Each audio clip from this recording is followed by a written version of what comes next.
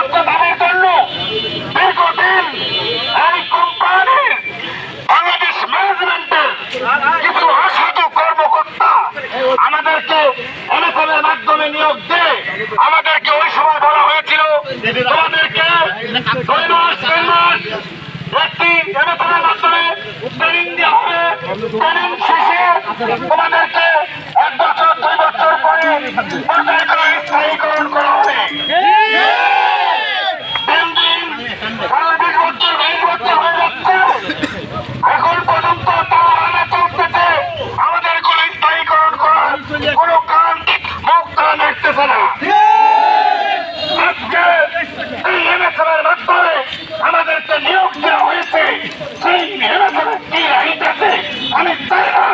তাই বলতে চাই আইনের মাধ্যমে, আইনে যদি থাকে, আইনে যদি থেকে থাকে আমাদেরকে স্থায়ীকরণ করতে হবে।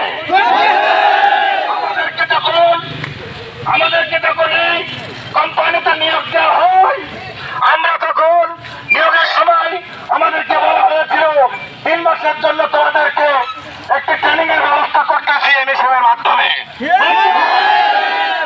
পর্যায়ক্রমে তোমাদের সবাইকে আমরা আস্তে আস্তে বিয়ে থেকে পার্মানেন্ট করে নিব। কিন্তু তার বিবর্তনে বিয়েটের কিছু অসাধু কর্মকর্তার কারণে আজকে বাংলাদেশ ম্যানেজমেন্ট আমাদের সাথে যে তেল বাহানা শুরু করেছে, আমরা দিনের পর দিন অত্যাচারের শিকার হচ্ছি, এই অত্যাচারের শিকার আমরা হতে চাই না।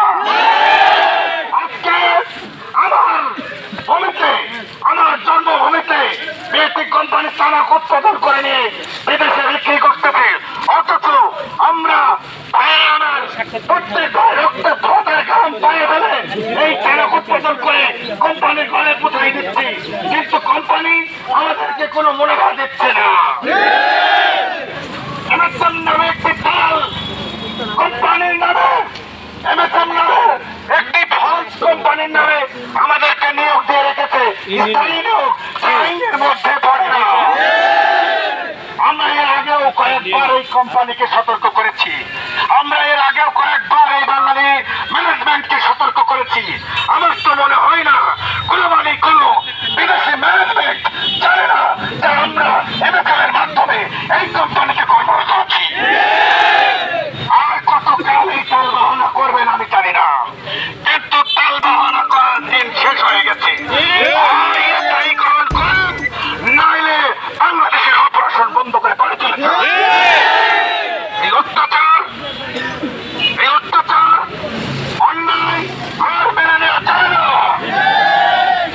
সেই কথা ছিল আমাদেরকে স্থায়ীকরণ করবেন, কর্মের চাকরিতে ঢোকার আগে সেই কথা আপনারা আমাদেরকে দিয়েছিলেন যে 3 মাসের পর 6 মাস পর তোমাদের ট্রেনিং শেষে আমরা এমএসএম থেকে তোমাদেরকে পেয়ে দিতে পারবো না, কিন্তু সেই কথাই কোম্পানির ম্যানেজমেন্ট রাখে নাই।